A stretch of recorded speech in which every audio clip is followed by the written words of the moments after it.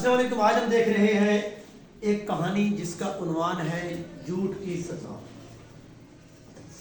हम जो कहानी पढ़ते हैं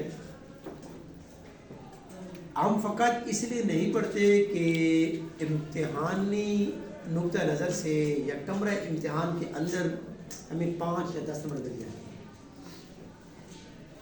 उसका असल मकसद ये नहीं होता। उसका मकसद ये होता है कि हमने ये चीज़ पढ़नी होती है और अपनी अमली ज़िंदगी के अंदर उसे अपनाना होता है।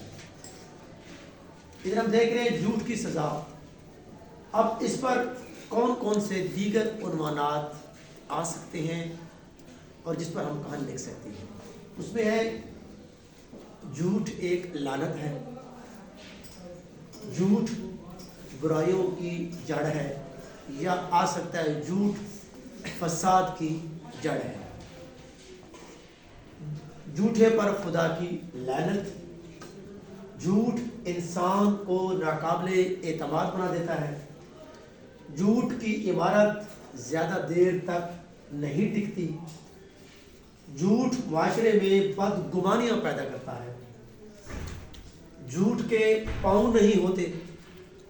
झूठे की मुआशरा इज्जत नहीं करता। झूठ एक नापसंदीदा अमल है। झूठ बोलकर याद रखना पड़ता है। एक झूठ 100 झूठ बुलवाता है, यानी एक झूठ को छुपाने के लिए और झूठ बोलने पड़ते हैं। झूठ कभी छुपता नहीं। झूठ का अंजाम बुरा होता है। अब ये एक बात है कि इंसान जब झूठ बोलता है तो शैतान खुश होता है और रहमान नाराज़ होता है, अल्लाह उस पर नाराज़ होता है। एक झूठ को छुपाने के लिए हमें 100 झूठ और बोलने पड़ते हैं।